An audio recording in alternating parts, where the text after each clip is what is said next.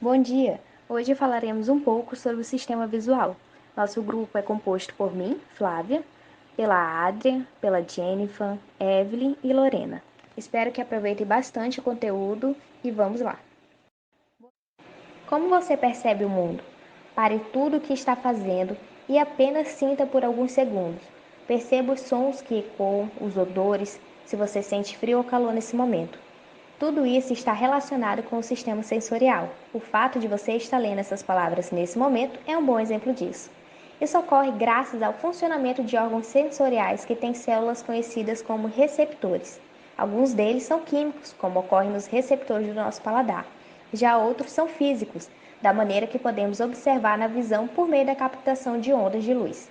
Esses receptores funcionam de muitas maneiras, mas a principal delas envolve a transmissão de impulsos para o sistema nervoso. Lá, esses estímulos serão traduzidos e tudo isso ocorre em pequenas frações de segundos, o que permite que tenhamos as experiências do dia a dia. Como já dito, a principal função do sistema sensorial é captar estímulos por meio de seus receptores e levá-los ao sistema nervoso central, onde serão decodificados e traduzidos em forma de sensações. E qual a importância disso? É importantíssimo para nos manter vivos. Por exemplo, em situações de perigo, os sentidos se tornam mais aguçados para nos ajudar a escapar. Isso se correlaciona com outros fenômenos, como a liberação de adrenalina, que expande nossas pupilas e nos deixa muito mais alertas. Vamos começar falando sobre a estrutura do olho para entendermos como ele contribui para a formação da nossa visão. O olho é um órgão com formato esférico e que é composto por fluidos, os quais chamados de humor aquoso e humor vítreo. Esses fluidos são transparentes e possuem a função de nutrir e manter a forma globular dos nossos olhos. O globo ocular possui uma camada mais externa que se chama esclera. Ela é uma estrutura membranosa que dá a coloração branca aos olhos. A esclera se especializa anteriormente em uma camada transparente e rígida, que é a córnea. A córnea, por sua vez, possui uma concavidade que serve para justamente começar a convergir os raios luminosos que entram nos nossos olhos. A partir disso, podemos nos lembrar lá das aulas de física do ensino médio, que dizia que toda vez que um raio luminoso muda de um meio mais convergente para um meio menos convergente, ou vice-versa, ele vai alterar a sua direção.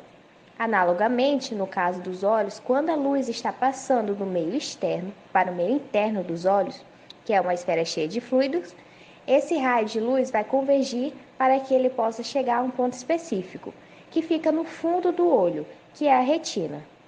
A retina nada mais é do que uma camada de tecido nervoso que recobre toda a parte interna do olho, com exceção do ponto cego, e vai ser responsável por receber estímulos luminosos e transformá-los em estímulos elétricos. Para entendermos melhor sobre a retina, vamos agora dar uma olhada na sua estrutura microscópica. A retina é formada por 10 camadas de células que estão justapostas, e cada uma tem sua função básica. As células que vão receber os estímulos luminosos são chamadas de fotorreceptores. É interessante observarmos que os fotorreceptores são as únicas células de todo o sistema visual que são sensíveis à luz, e todas as outras células irão trabalhar com estímulos elétricos. Por isso que os fotorreceptores são tão importantes, pois são as únicas que irão ser excitadas ou inibidas pelos estímulos luminosos. Essas células fotorreceptoras da retina encontram-se na última camada de células da parede do olho. Isso quer dizer que, ao contrário do que se poderia imaginar, a luz tem que atravessar todas as outras camadas de células para chegarem até a retina. E por todas as outras células serem transparentes, elas não irão atrapalhar nesse fluxo luminoso. A segunda camada de células, depois dos fotorreceptores, são as chamadas camadas de células bipolares. Essas células são responsáveis por pegar os estímulos gerados pelos fotorreceptores e transmiti-los para a terceira camada de células, que são as células ganglionares. Estas, por sua vez, irão emitir axônios, e esses axônios é que vão formar o nervo óptico, que vai sair do olho levando o estímulo que foi ali recebido. Da mesma maneira que os fotorreceptores são as únicas células do sistema visual que são sensíveis à luz, as células ganglionares são as únicas fontes de saída dos estímulos que chegam ao olho, e são elas que irão receber esse estímulo e levar ao sistema nervoso. É por isso que essa via de transporte, que começa nas células ganglionares, são chamadas de via retinofugal, que sai da retina e vai para o sistema nervoso. Nesse momento, iremos falar um pouco mais sobre os fotorreceptores, para podermos entender melhor como eles fazem essa transdução de sinal. Teremos dois tipos de fotorreceptores, que são os cones e os bastonetes. Os dois são um pouco diferentes em estrutura, mas ambos terão um terminal sináptico, que fazem sinapses com as células bipolares. Além disso, terão também um núcleo e uma extremidade receptora. Nessa extremidade receptora terão vários discos membranosos, como se fossem, por exemplo, várias moedas umas em cima das outras.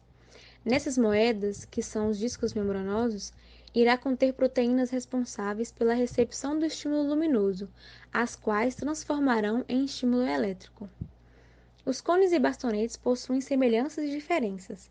Nota-se, por exemplo, que enquanto os cones vão se afunilando nas extremidades, os bastonetes mantêm-se em diâmetro mais constante. Com isso, conclui-se que os bastonetes possuem mais discos membranosos do que nos cones, e isso vai ter uma implicação no processo de recepção da luz. Como são nos discos membranosos que estão as proteínas responsáveis pela transdução do estímulo luminoso, se os bastonetes possuem mais discos, isso quer dizer que ele vai ser mais sensível à luz. E por isso que em ambientes escuros terão uma atuação muito maior dos bastonetes, pois possuem a capacidade maior de receber estímulos luminosos mais fracos. Porém, se recebermos estímulos mais fortes, dizemos que atingimos um ponto de saturação dos bastonetes. Ponto esse que os bastonetes vão deixar de ser estimulados por aquela grande quantidade de luz, ao contrário dos cones que irão responder à quantidade de luz maior. Por isso, quando o ambiente está muito iluminado, teremos a recepção dessa luz primordialmente pelos cones. Além disso, os cones serão responsáveis pela recepção dos estímulos de cor, sendo somente ondas de luzes específicas. Diferentes dos cones, os bastonetes receberão a luz em qualquer comprimento de onda, com qualquer frequência. Deve-se lembrar também, lá das aulas do ensino médio, que o comprimento de onda da luz é que determinará a cor. Dessa forma, os cones que determinarão a cor enxergada. Mas, para que se tenha um melhor entendimento sobre essa transformação do estímulo luminoso para o elétrico, é necessário que entenda sobre a transdução sensorial.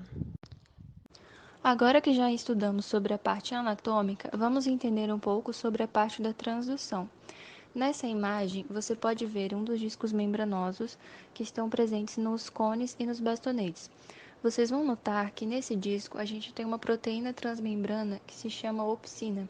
Essa proteína está associada a uma molécula que se chama retinal.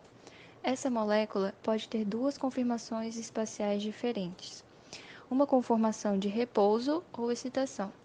Nesse momento, estamos vendo uma imagem desse bastonete sem ser estimulado pela luz, ou seja, estamos vendo um bastonete no escuro. Nesse momento, o que acontece?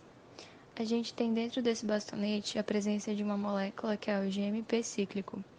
O GMP cíclico é uma espécie de segundo mensageiro. É uma molécula pequena que fica ali dentro da célula cumprindo alguma função. Ele está sendo permanentemente produzido por uma molécula que se chama guanilatociclase. Essa enzima pega uma molécula de GTP e transforma em GMPC. Esse GMPC vai se ligar a canais de membrana no bastonete, a canais de sódio e cálcio e provocar a abertura destes canais com a entrada de sódio nas células. Se a entrada de sódio, há despolarização, e realmente no escuro esses bastonetes estão despolarizados. O potencial de membrana deles vai estar menos 35 mV no escuro. Você lembra que a despolarização é igual à ativação, é igual à liberação de neurotransmissor, quer dizer que o bastonete está ativado no escuro. Supondo que colocamos um estímulo luminoso, a gente iluminou esse bastonete. A primeira coisa que vai acontecer é que aquela molécula de retinal que mostrei para vocês, quando ela recebe luz, ela vai utilizar a energia que recebeu da luz para mudar sua conformação espacial. É isso que essa imagem está mostrando. Quando a 11-cis-retinal, que é o nome completo da molécula, recebe luz, ela se transforma em todo transretinal. Essa mudança de conformação vai criar uma série de condições dentro do bastonete, como a ativação daquela proteína de membrana que se chama opsina. Porém, quando ela está ligada ao retinal, ela recebe o nome de rodopsina. Essa ativada vai ativar outra molécula que é uma proteína G, principais moléculas responsáveis por sinalização celular. Quando ativada, vai ativar alguns processos intracelulares, no caso chamada de transducina, justamente por ser uma proteína que faz a transdução. Essa proteína G ativada vai ativar outra enzima chamada fosfodiesterase. Ela vai inativar o GMPC, transformando ele em GMP, que é uma molécula inativa. Como não tenho a ativação do GMPC, não tenho a ligação com o canal de sódio de membrana. Esse canal vai se fechar e a célula vai se hiperpolarizar, devido à não presença de sódio, ficando com um potencial mais negativo do que aquele potencial de repouso. Então, o bastonete está ativado quando ele está no escuro. No escuro, está despolarizado, portanto, liberando neurotransmissores na fenda sináptica. Ao contrário, quando ele recebe luz, ele vai se hiperpolarizar, então vai se desativar. Agora que já falamos dos fotorreceptores, vamos entender sobre as células bipolares. Mas antes, vamos falar sobre o campo visual de uma célula bipolar. O que seria isso? Cada campo de uma célula bipolar vai receber o estímulo de vários fotorreceptores, e a gente fala que o campo receptivo dessa célula bipolar compreende aquela área da retina que, quando estimulada pela luz, vai causar a excitação ou inibição daquela célula bipolar. Esse campo receptivo é organizado de uma maneira que você tem um centro e uma periferia, de forma que o estímulo que existe no centro é o contrário do que existe na periferia. É o que a gente chama de células on e off. Para entender isso, devemos entender que os fotorreceptores, quando ativados, liberam glutamato na fenda sináptica. Porém, esse glutamato pode agir de duas formas diferentes, inibindo ou excitando a célula bipolar. Se no escuro os fotorreceptores são ativados e ele ativar uma célula bipolar, teremos um estímulo off. Caso contrário, no escuro, ele provocar uma inibição da célula bipolar, portanto, no claro, ele vai provocar uma excitação da célula bipolar. Teremos então o estímulo ON.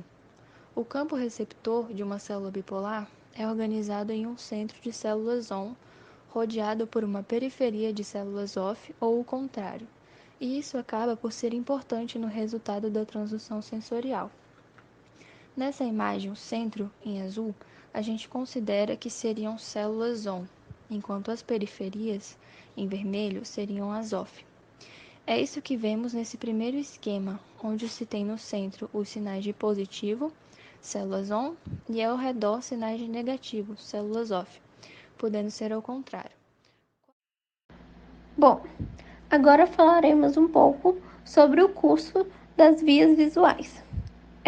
Os axônios das células ganglionares que partem da retina passam através de 3 estruturas antes de estabelecerem suas sinapses no tronco encefálico.